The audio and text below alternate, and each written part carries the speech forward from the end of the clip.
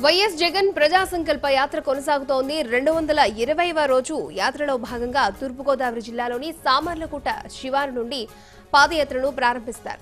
అక్కడి నుంచి పెద్దాపురం టౌన్లోని బ్యాంక్ కాలనీ, మున్సిపల్ సెంటర్, పాత బస్టాండ్ సెంటర్ మీదుగా మరిడమ్మ తల్లి గుడి వరకు పాదయాత్ర సాగుతుంది.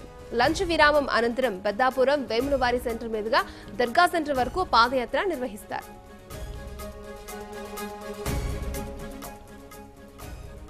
ఇదే అంశానికి సంబంధించి మరిన్ని వివరాలు మా ప్రతినిధి దత్తు అందిస్తారు. దత్తు, చెప్పండి, జగన్ చేపట్టిన ప్రజా సంకల్ప యాత్ర 220 రోజుకు చేరుకుంది కదా, దీనికి సంబంధించి మీ దగ్గర ఉన్న అప్డేట్స్.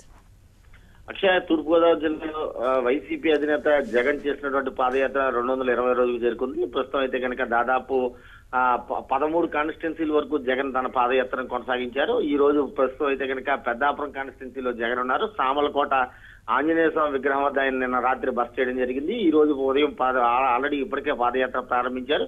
ఈ పాదయాత్ర ఈ రోజు సాయంకాలం పెద్దాపురంలోని దర్గా సెంటర్, అంటే కలవపూ సెంటర్ అంటారు, అక్కడ వరకు ఈ యొక్క పాదయాత్ర సాగనుంది. దీనికి సంబంధించి ఈ రోజు సాయంకాలం పెద్ద ఎత్తున బహిరంగ సభ కూడా ఉంది. దాంతో వైసీపీ శ్రేణులు మాత్రం పెద్ద ఎత్తున సభకి జనాలను తరలించే ప్రయత్నంలో ఉన్నారు. అలాగే జగన్ కూడా తన పాదయాత్రలతో తనతో వస్తున్న వారందరికీ కూడా ఉల్లాసంగా, ఉత్సాహంగా నమస్కారం పెడుతూ ఆయన ముందుకు సాగిపోతున్నారు. ప్రజా సమస్యల పట్ల, అలాగే ప్రజా సంఘాల నేతలు, ప్రజలు కూడా తమ సమస్యలను జగన్కి విన్నవిస్తున్నారు, వినత పత్రాలు అందజేస్తున్నారు.